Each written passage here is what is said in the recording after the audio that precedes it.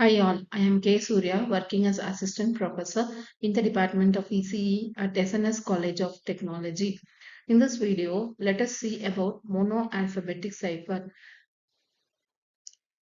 The substitution cipher is the oldest forms of encryption algorithms according to creates each character of a plain text message and requires a substitution process to restore it with a new character in the cipher text.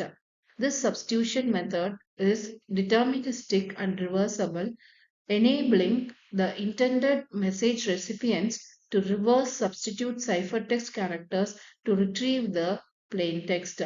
The specific form of substitution cipher is the monoalphabetic substitution cipher. It is also known as simple substitution cipher. Monoalphabetic substitution ciphers based on an individual key mapping function K, which consistently replaces a specific character with a character from the mapping. Monoalphabetic cipher eliminates the brute force techniques for cryptanalysis. It converts the plain text into ciphertext and reconvert a ciphertext to plain text. In monoalphabetic cipher, the substitute character symbols support a random permutation of 26 letters of the alphabet. 26 factorial permutations of the alphabet go up to 4 into 10 power 26. This creates it complex for the hacker to need brute force attack to gain the key. Monoalphabetic cipher is also a type of substitution cipher where the relationship among a symbol in the plain text and the symbol in the ciphertext is continually one to one and it remains fixed throughout the encryption process. Different types of monoalphabetic ciphers are additive cipher. So it is also known as shift cipher, which shifts the plain text to form ciphertext. The mathematical expression for encryption and decryption is as follows. So for encryption, it is given by C is equal to P plus K mod 26, where P is the character in the plain text, K is the key, and C is the ciphertext. For decryption, P is equal to C minus K mod 26. So, as we know that it is a simple shift cipher. So, based on the key value, the positions of the characters will be shifted and the corresponding alphabet will be substituted for the plain text. So, next one is multiplicative cipher. So, here the letters are changed using a multiplication key. So the formula for encryption is C is equal to P into K mod 26. Again here P is the plain text, C is the ciphertext and K is the key. So here instead of shifting you will be multiplicating the plain text with the key to get the ciphertext. For example, if you have an input P is equal to V into M into H and key is equal to 3. So first you take the alphabetical V, the corresponding number you'll be taking and multiplying it with the key 3 and do mod 26 and you'll be getting a number. So the number corresponding to that will be having an alphabet and you'll be substituting that particular alphabet here.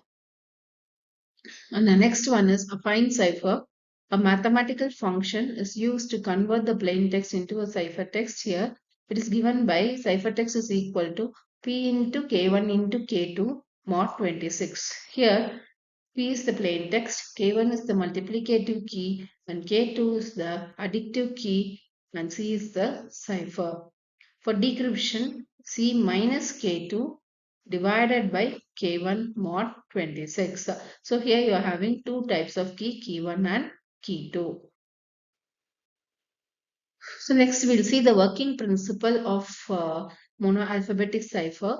So first you'll be having a table like this. So where your alphabets A to Z is mapped to 0 to 25 as shown here. So in consider the example C, G, F, G. So in monoalphabetic cipher, the mapping is done randomly and the difference between the letters is not uniform. So here the word is mapped to S, F is mapped to R, and G is already mapped to S, so we cannot change it. We'll be using the same value, yes. So the output will be yes or yes. So any alphabet can be mapped to any other alphabet. So advantages of monoalphabetic ciphers are it provides encryption and decryption of the data, better security than the Caesar cipher, and monoalphabetic cipher maintains a frequency of the letters. Disadvantages are it is easy to break because they reflect the frequency data of the original alphabet, and it is prone to guessing attack using the English letters, frequency of occurrence of letters. The English language is used, so the nature of the plain text can be easily determined, and it is less secure than the polyalphabetic ciphers.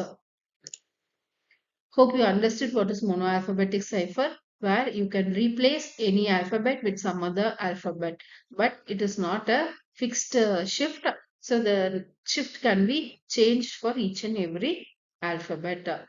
But once you substitute one alphabet with another alphabet, for repeatedly, if the same alphabet comes, you have to use the same mapping only. Mapping cannot be changed.